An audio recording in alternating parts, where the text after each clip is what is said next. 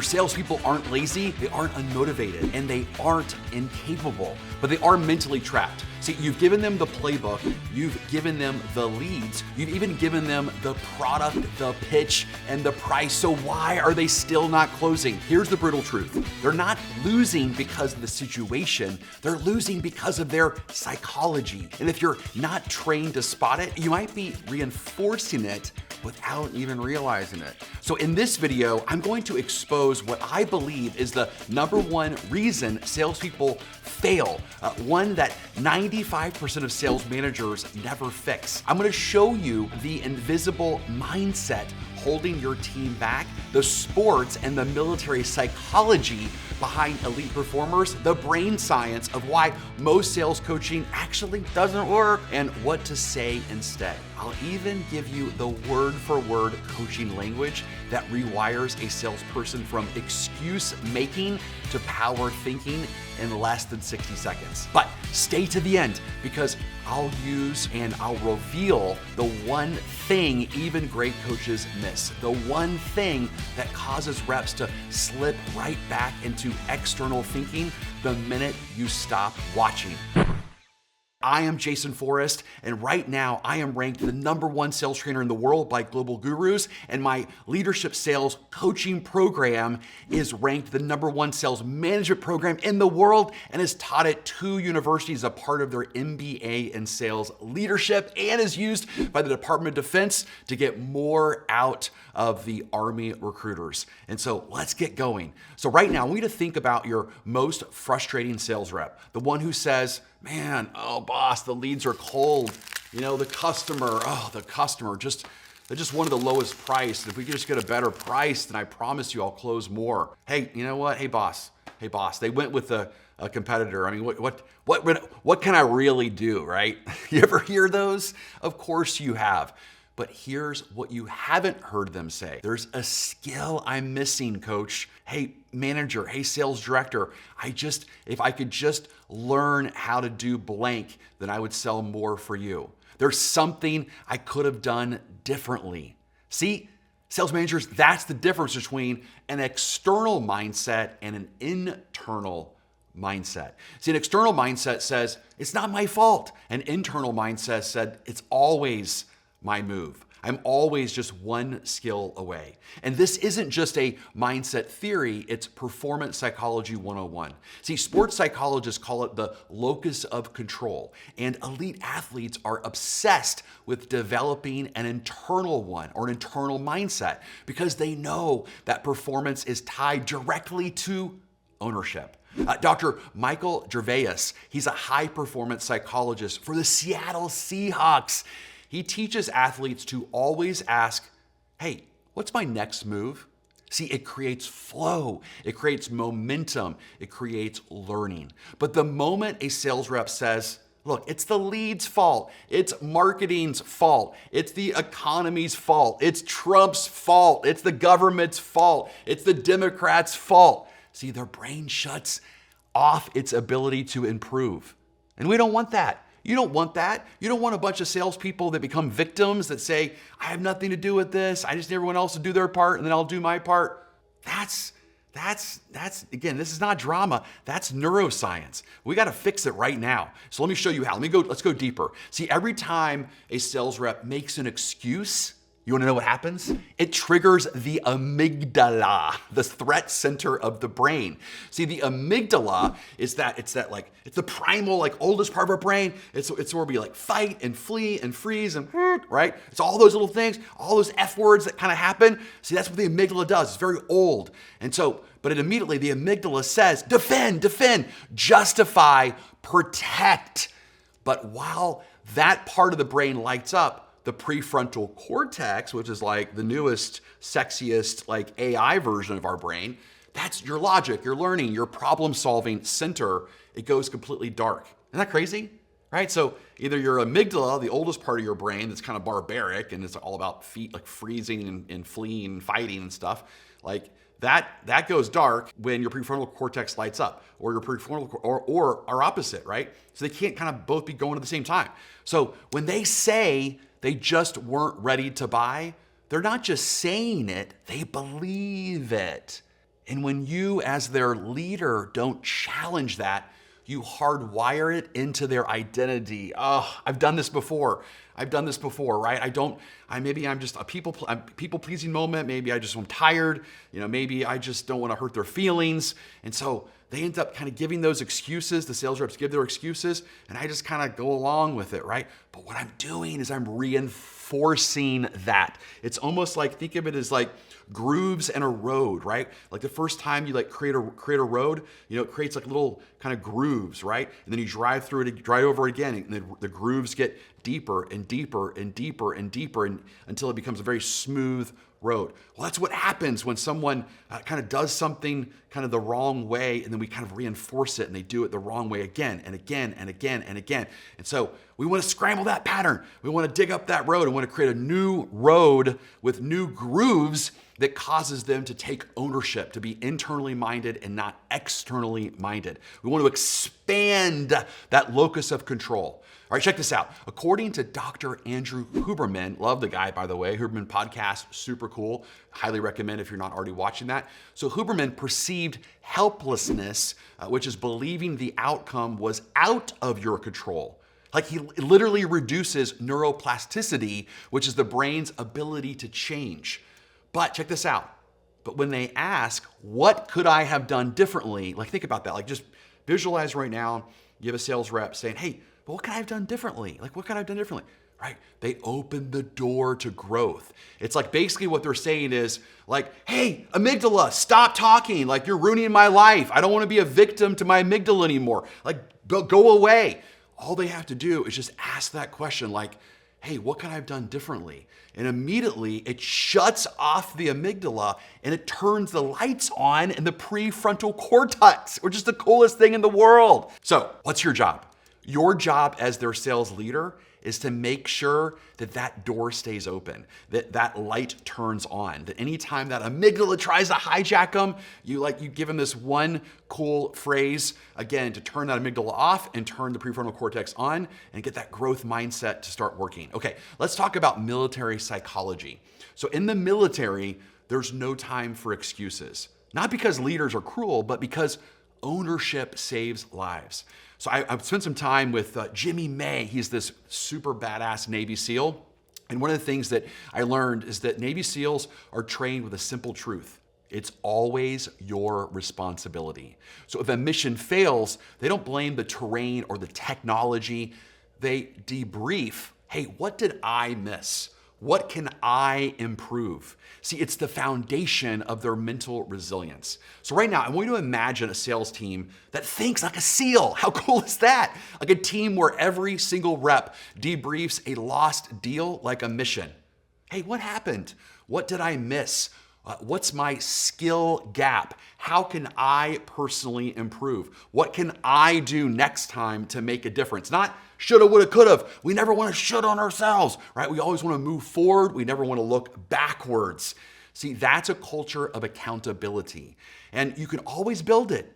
I've seen it happen thousands of times over the last 2 decades. I have seen teams that were completely victim-minded. It was all about external factors, and all of a sudden, just one by one, day by day, we turned the lights on, right? We turned the lights off on the amygdala, and we turned the lights on in that prefrontal cortex. So you can do it. I promise you can do it. I've seen it done 1,000 times. If you start right now and you start coaching like a military trainer, not a motivational speaker, right? It's not about, you can do this, rah, rah, rah, rah, rah, I believe in you. That's the surface level stuff. I'm talking about like street level accountability, reframing their psychology. And so let's do that. Let's bring this down to the street level. So what do you say when a rep gives you an excuse? See, here's your coaching shift. You ready for it? Here we go. So again, the salesperson says, hey boss, hey man, they just weren't the right buyer. You say, if the best version of you could have closed them, what would you have done differently? See, that's a cool technique. And this is from neuro-linguistic programming and in NLP, it's about the reframe. And so again, what we're doing is we're just trying to reframe. We're trying to turn the lights off on the amygdala and turn the lights on that prefrontal cortex. We want them thinking kind of the best version of them. And so as soon as you ask that question, hey, what would the best version of you have done differently? Well, immediately we're reframing them. We're asking that prefrontal cortex to speak up. And that sales rep says, hey, or how about this? The sales rep says, they ghosted me after I sent you after I sent the quote. And then you say, hey, well, what skill, if you had it, would have kept them engaged after that quote? Or how about this one? The rep says, hey, boss, they chose the competitor. I mean, what can I really do, right? Then you say, again, they're in their amygdala. We want to get them in the prefrontal cortex. So you say, hey, if you could do it over, you've got like a do-over. Like everyone gets a do-over. Can I have a do-over? What would you say to tip the scale back in your favor? All right, do you notice the pattern? You're not letting them swim in victimhood. You're guiding them into ownership. Little dance time, pretty cool, right? This is a huge breakthrough that I did not personally know when I was a sales manager. It wasn't until I got into the trading space and I started paying millions and millions and millions of dollars from people like Tony Robbins and Satya and Wesley and all these different, and Susan Stageman, to teach me and certify me in sports psychology. And I took the principles of sports psychology and I said, gosh, wait a minute, a salesperson is a athlete. They're a corporate athlete. They're a sales athlete. And so we should coach them like an athlete, not manage them like an employee, right? So I didn't know that back then, but I know it now. And so when you do these things, just like great sports psychologists, you are moving them out of the amygdala and back into that prefrontal cortex.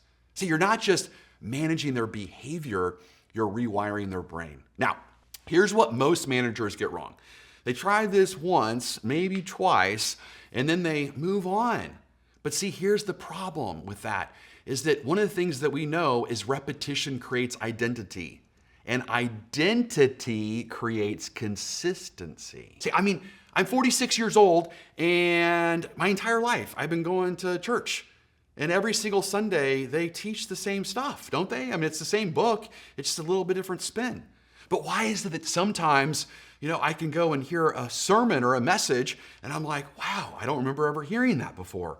Well, that's because we need that immersion, right? Immersion creates conversion. And so we have to convert our salespeople's belief systems by immersing, by that consistency of reminding them these concepts. Your sales reps, how many years have they been external? How many times have they given the excuse to something outside of them?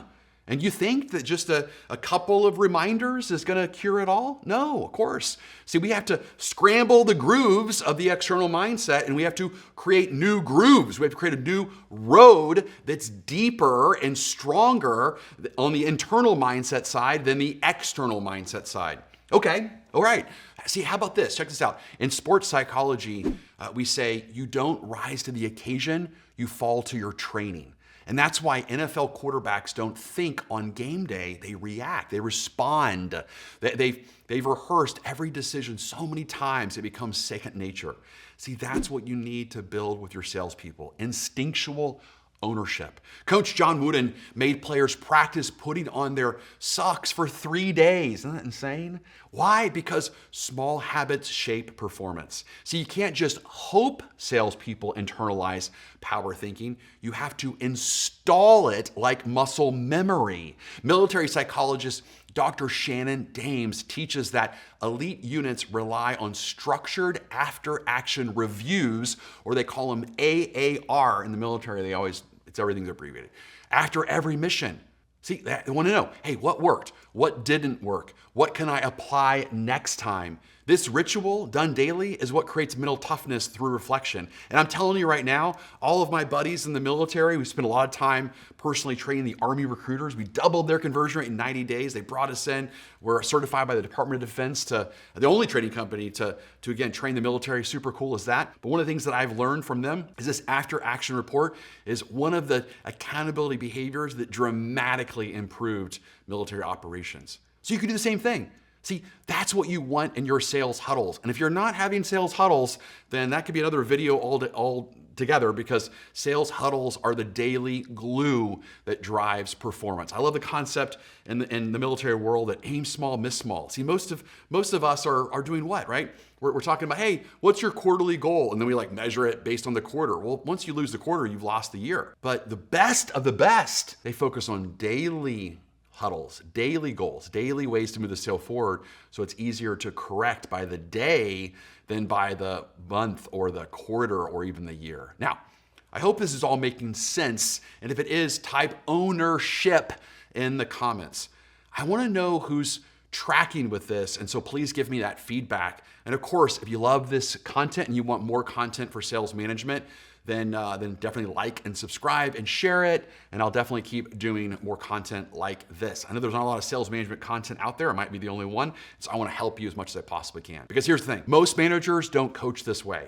And every single time that I start working with management and my trainers work with management, it's amazing how many of us never had good positive role models, right? We didn't have good examples of good sales management.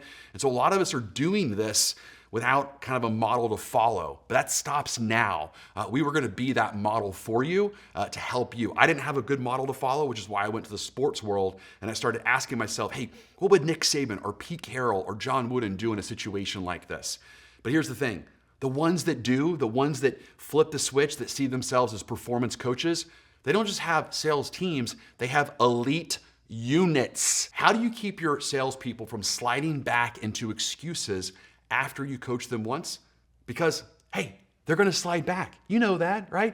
I love what Brian Tracy says, good mentor of mine. He says, salespeople are like children, only with more trained, better excuses. That's true. Like, we are salespeople. We're supposed to be good at persuading other people. And so we're gonna slide back sometimes. And so we need managers like you to hold us accountable. So the gravity of the average is strong, and it always kind of, right? The world teaches salespeople to blame. It teaches humans to blame, to justify, to let themselves off the hook. But again, it's not their fault. It's just that wiring in the brain. It's that amygdala. It's that programming. It's that surroundings. It's the media. It's all that stuff. It's not their fault, but we just have to come in and we have to kind of nudge them and hold them accountable to be the best version of them. And that's why you need rituals. You need systems. You need language. You need to become obsessed with spotting external language and flipping it into real-time internal ownership. You need to drill the phrase, you're always just one skill away from handling objections, from closing, from giving yourself a pay raise, from having less stress, ... You fill it again. You're one skill away from. That's not just a mantra, it's a neurological redirect. It bypasses shame. It creates momentum.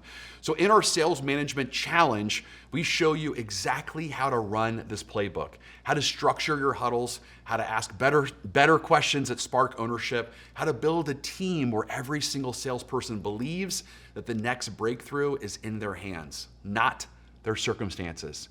All right, let's recap. Your sales reps aren't closing because they've adopted an external mindset. Sports and military psychology prove that elite performers succeed because they take internal ownership. You already know this. Brain science proves that excuses literally block learning. And you now have the coaching language to shift their mindset back to power. But knowing this isn't enough. You need to live this. Lead this, reinforce this. Otherwise, your salespeople will drift, and we don't want them to drift, we want them to be driven. That's what the Sales Management Challenge is for, is I'm gonna show you even more ideas. And my amazing wife and partner, Mary Marshall Forrest, she's gonna show you more ideas on how to become the best sales manager you were born to be, how to bring out the very best in your salespeople to help them achieve sales freedom so that you can do your part in the world as well. So click the link below, join the Sales Management Challenge, and let us show you how to hardwire this culture into your team. Your reps don't just close more deals. They become elite, resilient, and unstoppable because they believe it's always their move. Now go lead right now. Lead your team like a warrior coach. The battle is not won with leads, the market, or the economy. The battle is with the mindset, and it starts with you. Let's go.